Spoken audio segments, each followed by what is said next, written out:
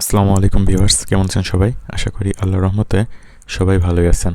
তো আজকে pay scale নিয়ে আপডেটটা হচ্ছে, অর্থ উপদেষ্টা ডক্টর সালেউদ্দিন আহমেদ বলেছেন, পরবর্তী সরকারের জন্য একটি স্বস্তিদায়ক অর্থনৈতিক অবস্থা রেখে যাচ্ছে অন্তর্বর্তীকালীন সরকার।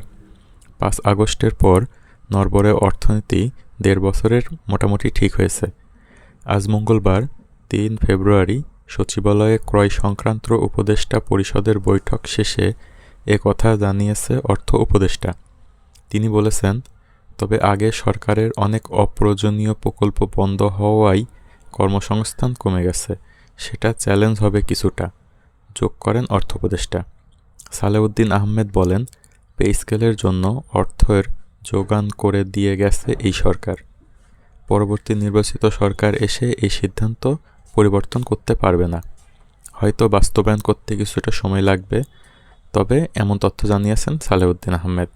অর্থ উপদেষ্টা আরও বলেন, সরকারের গণভোটের জন্য বরাদ্দ রেখেছে, কিন্তু হ্যাঁ ভোটের জন্য নয়। গণভোটের কারণে এবার নির্বাচনে অন্যবারের চেয়ে বেশি বরাদ্দ লেগেছে। তো আমরা বুঝতে পারছি, চলতি যে অন্তর্বর্তীকালীন সরকার পে স্কেলের জন্য তাদের যথেষ্ট পরিমাণ অর্থ বাজেটের সঙ্গে যুক্ত করেছে এবং নির্বাচিত সরকার এসেই এটি বাস্তবায়ন করবে। ধন্যবাদ। আসসালামু আলাইকুম।